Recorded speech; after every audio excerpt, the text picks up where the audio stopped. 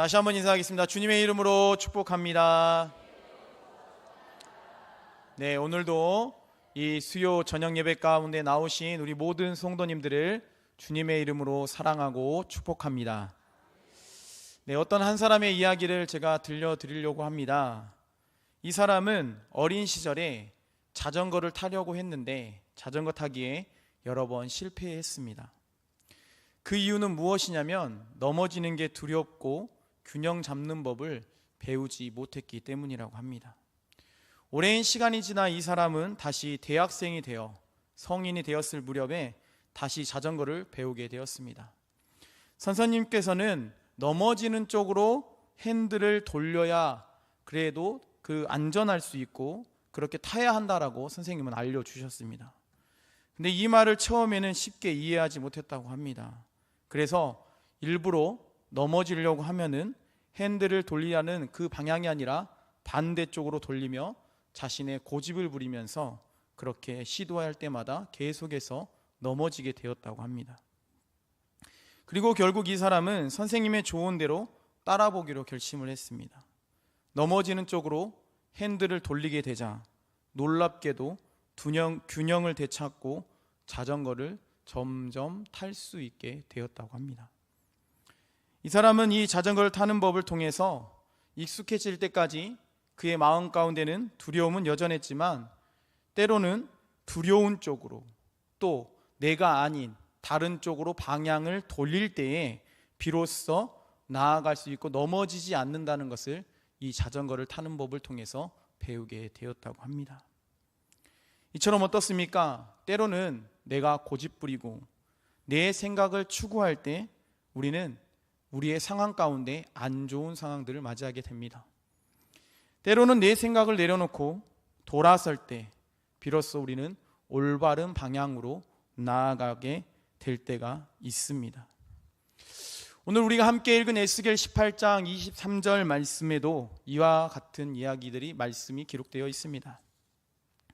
에스겔 선지자는 어떤 사람이었습니까? 에스겔 선지자는 예루살렘의 멸망과 함께 남유다 이스라엘 백성들이 다시 회복하게 될 것이라는 메시지를 담아 하나님의 말씀을 전했던 사람 선지자였습니다.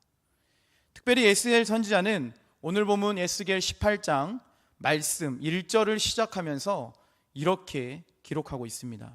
우리 18장 1절 말씀을 함께 읽어보도록 하겠습니다. 또 여호와의 말씀이 내게 임하여 이르시되.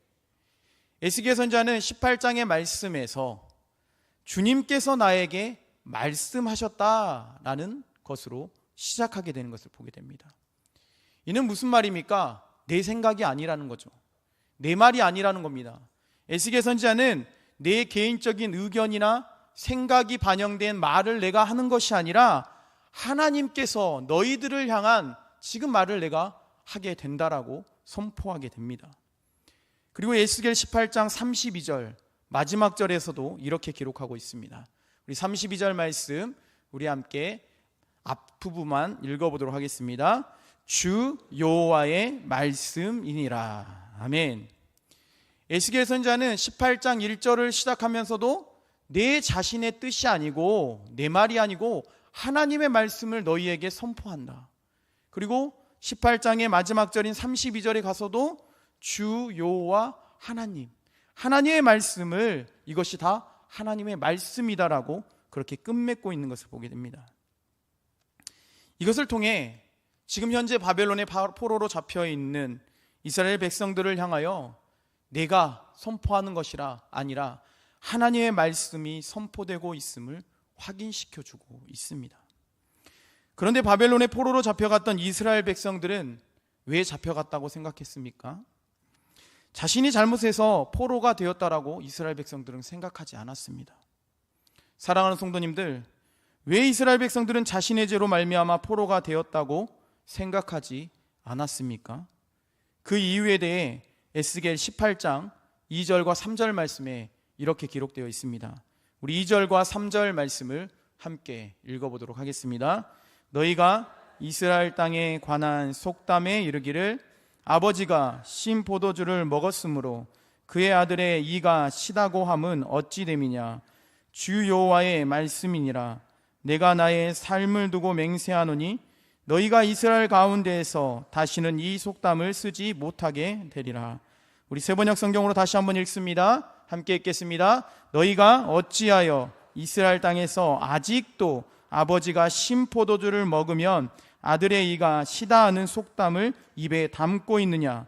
나 주의 하나님의 말이다. 내가 나의 삶을 두고 맹세한다.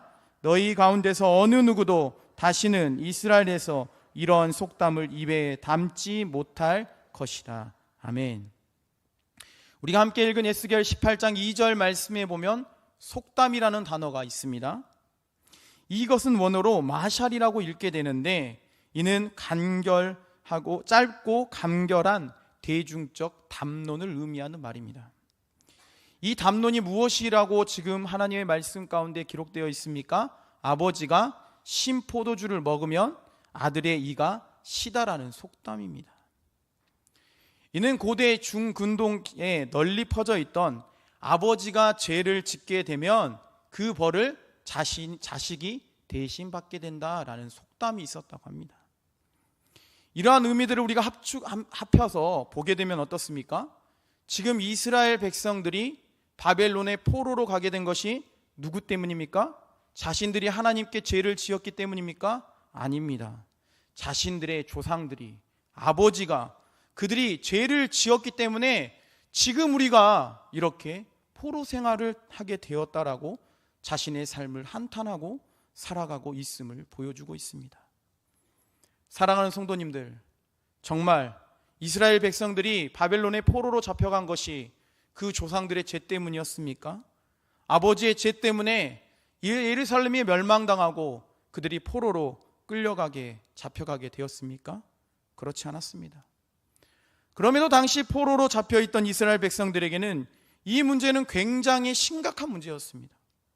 그래서 이스라엘 백성들은 포로 생활하는 그 70년 내내 억울하고 한탄스럽고 너무나도 힘든 그런 삶을 살아가고 있었습니다. 그러나 성경은 이스라엘 백성들이 하나님 앞에 너희들이 죄를 지었기 때문에 바벨론에서 70년이라는 생활 동안에 포로 생활할 수 없다라고 성경은 기록합니다. 이러한 사실은 오늘 본문의 에스겔 선지자를 통해서도 분명하게 지적하고 있습니다. 내가 나의 삶을 두고 맹세한다. 너희 가운데서 어느 누구도 다시는 이스라엘에서 이런 속담을 입에 담지 못하게 할 것이다라고 선포하고 있습니다. 그리고 이어지는 에스겔 18장 4절 말씀에 이렇게 기록되어 있습니다. 우리 4절 말씀 함께 읽어보도록 하겠습니다.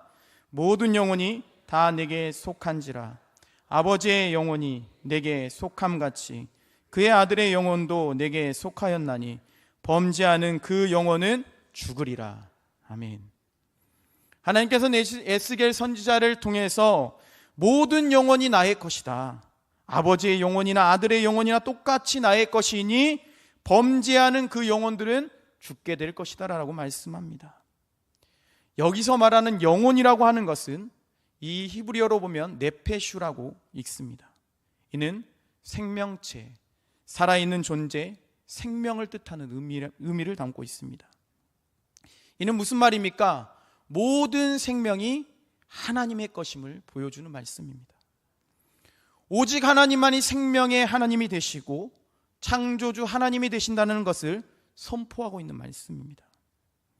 그런데 이러한 사실은 에스겔 선지자의 성경에서 에스겔서에서만 나타나는 것이 아니라 시편 104편 29절과 30절 말씀에서도 기록되어 있는 것을 보게 됩니다. 우리 시편 104편 29절과 30절 말씀을 세번역 성경으로 함께 읽어보도록 하겠습니다. 그러나 주님께서 얼굴을 숨기시면 그들은 떨면서 두려워하고 주님께서 호흡을 거두어 들이시면 그들은 죽어서 본래의 흙으로 돌아갈 겁니다. 주님께서 주님의 영을 불어 넣으시면 그들이 다시 창조됩니다. 주님께서는 땅의 모습을 다시 새롭게 하십니다. 아멘. 우리 이 말씀들을 통해서 무엇을 알 수 있습니까? 하나님께서는 생명 그 자체를 소중하게 여기신다는 것을 말씀을 보게 됩니다. 그 어느 누구도 부당하고 억울하게 죽임을 당한 것을 원하시는 분이 하나님이 아니십니다. 단 하나님께 범죄한 영혼은, 범죄한 생명은 죽임을 당하게 될 것이라는 것을 오늘 본문을 통해서 보게 됩니다. 그렇다면 하나님께서 에스겔 선지자를 통해서 이렇게 말씀하시는 이유가 무엇이겠습니까? 그렇습니다. 지금 포로 생활하고 있는 이스라엘 백성들의 그릇된 생각을 바로잡아 주기 위해서였습니다. 포로된 이스라엘 백성들은 자신들이 알고 있었던, 자신들에게 전례로 내려왔던 그 속담의 한쪽 면만을 강조해서 그릇된 이해를 가지고 살아가며 자신의 삶을 한탄하고 그렇게 살아가고 있었습니다. 그래서 하나님은 에스겔 선지자를 보내셔서 과연 본질이 무엇이고 백성들이 어떤 잘못을 너희들이 저지르고 있는지 낱낱이 에스겔 선지자를 통해서 말씀하게 됩니다. 또한 이스라엘 백성들이 속담을 통해 자신의 죄를 회피하려고 하지 말고 자신들이 지었던 잘못이 무엇인지 깨닫고 하나님 앞에 자신의 죄를 인정하고 회개하며 돌아서기를 원하셔서 말씀하고 있습니다.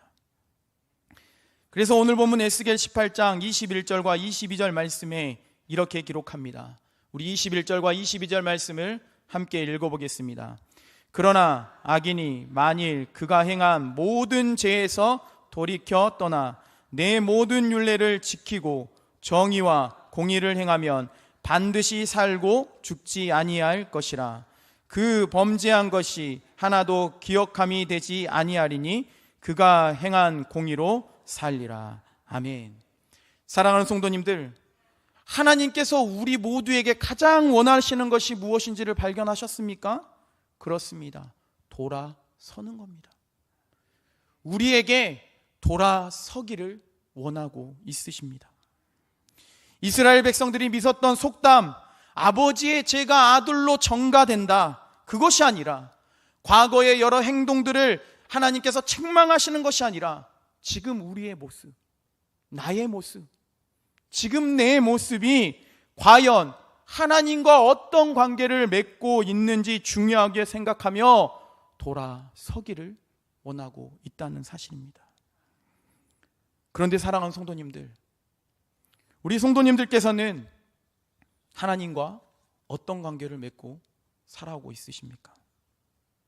과연 우리의 모습 가운데 하나님과 바른 관계를 통해서 늘 하나님을 향한 그 시선을 돌리고 우리가 그 하나님의 말씀에 들릴 때마다 그 말씀으로부터 우리가 그 하나님의 말씀 앞에 돌아서서 그렇게 삶을 살아가고 계십니까? 아니면 아직도 내 신앙과 삶이 그렇게 살아오는데 때로는 누구의 탓하며 누구 때문에 내 신앙이 무너졌고 내 삶이 무너졌다고 그렇게 핑계대며 살아오고 있는 부분은 없으십니까? 오늘 모이신 우리 모든 성도님들께서는 하나님께 늘 돌아서기를 원합니다. 남 탓하는 것이 아니라 하나님과 바른 관계를 통해 나아감으로 살아가는 모두가 되시기를 바랍니다. 그럴 때 하나님께서 돌보아 주십니다. 하나님께서 우리의 삶을 책임져 주시고 우리를 붙들어 주신다는 사실입니다. 또한 우리가 하나님께 돌아서기 위해 중요한 것을 오늘 본문 말씀을 통해 말씀합니다. 사랑하는 성도님들, 오늘 본문 말씀을 읽으시며 그것이 무엇인지 보셨습니까? 그렇습니다. 오늘 본문 에스겔 18장 21절 말씀에 보면 내 모든 율례를 지키고 정의와 공의를 행하면 이라고 말씀합니다. 우리가 하나님 앞에 돌아서기 위해, 우리가 말씀 앞에 돌아서기 위해 가장 중요한 것은 하나님의 말씀을 지키고 하나님의 말씀 안에서 정직과 공의를 통해 나아가는 삶을 우리에게 요구하고 있습니다. 이것이 바로 하나님께 돌이키는 조건입니다. 그런데 어떠십니까? 여기 모이신 우리 사랑하는 성도님들께서는 하나님께 돌아서는 조건에 충족하는 삶을 살아가신다고 생각되십니까?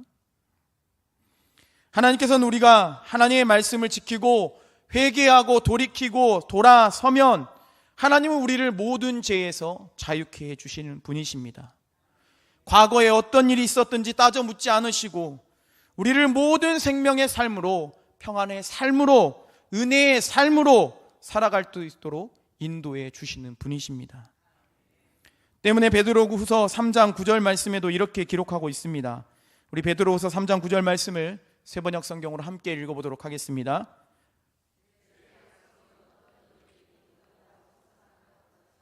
더딘 것이 아니라 오직 주께서는 너희를 대하여 오래 참으사 아무도 멸망하지 아니하고 다 회개하기에 이르기를 원하시느니라. 아멘. 우리 모두가 하나님께 돌아서기 위해 늘 우리는 하나님의 말씀을 신뢰하는 삶으로 살아가기를 원합니다. 우리 모두가 하나님께 돌아서기 위해 늘 하나님께 기도하는 기도를 통해서 회개하는 삶으로 나아가기를 소망합니다. 그럴 때 하나님께서 우리의 삶의 유일한 빛이 되어주시고 우리의 삶과 인생 가운데 늘 평안함을 더해 주실 줄 믿습니다. 그래서 하나님은 에스겔 선지자를 통해서 오늘 우리가 두 번이나 함께 읽었던 에스겔 18장 23절 말씀을 통해서 이렇게 우리에게 말씀하고 있습니다. 우리 23절 말씀을 다시 한번 읽어보도록 하겠습니다. 함께 읽겠습니다. 주 여호와의 말씀이니라. 내가 어찌 악인이 죽는 것을 조금인들 기뻐하랴. 그가 돌이켜 길에서 떠나 사는 것을 어찌 기뻐하지 아니하겠느냐. 아멘. 이처럼 사랑하는 성도님들, 하나님은 우리를 사랑하십니다. 오늘 본문에 이스라엘 백성들이 포로 생활하게 되었지만 그들이 원하든 원치 않든 하나님께서는 죽음을 원하는 것이 아니라, 그들이 고통당하는 것을 원하는 것이 아니라, 그들이 불평하고 그들이 원망하여도 하나님은 그들이 고통당하는 것을 즐겨하시는 분이 아니십니다. 그런데 이러한 사실은 이스라엘 백성들만에 해당되는 말씀이 아닙니다. 바로 이 수요 저녁 예배 가운데 모이신 우리 성도님들도 하나님이 사랑하십니다. 하나님은 여기에 계신 우리 성도님들이 고통당하는 것을 원하지 아니하시고 고난당하는 것을 즐겨하시는 분이 아니십니다. 그러므로 우리 모두 고집과 아집을 버리고 세상의 길, 죄악된 길, 잘못되고 그릇된 길에서 떠나서 돌아서서 다시 하나님을 믿고 하나님을 찬양하는 자리에, 하나님을 기도하는 자리에 돌아서서 나아오는 모두가 되시기를 간절히 소망합니다. 하나님께 돌아서면, 하나님을 우리가 진실하게 신뢰하며 믿고 살아가면 우리는 이 땅 가운데 행복하게 살아갈 수 있습니다. 비록 세상에 정말 잘 사는 사람처럼 잘 사는 삶이 아니라고 할지라도, 그렇게 살지 못한다고 할지라도 하나님 한 분으로 충분히 만족하고 행복한 삶을 살아갈 수 있다는 사실입니다. 사랑하는 성도님들, 우리는 에스겔 18장 23절 말씀을 통해 바로 지금이 돌아설 때입니다.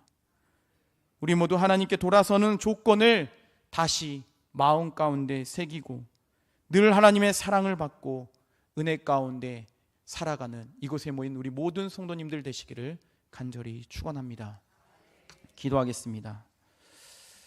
살아계셔서 우리 가운데 역사하시는 하나님 아버지, 오늘도 에스겔의 말씀을 통해 우리에게 말씀하여 주심을 감사합니다.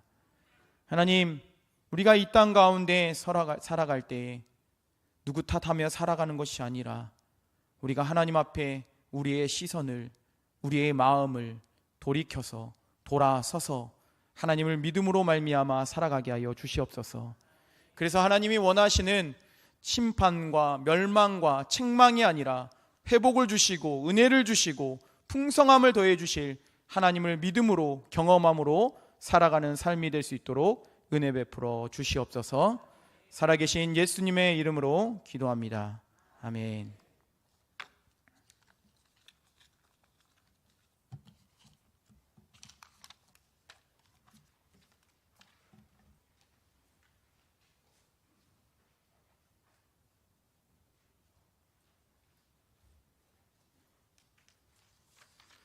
예, 은혜의 말씀 감사합니다.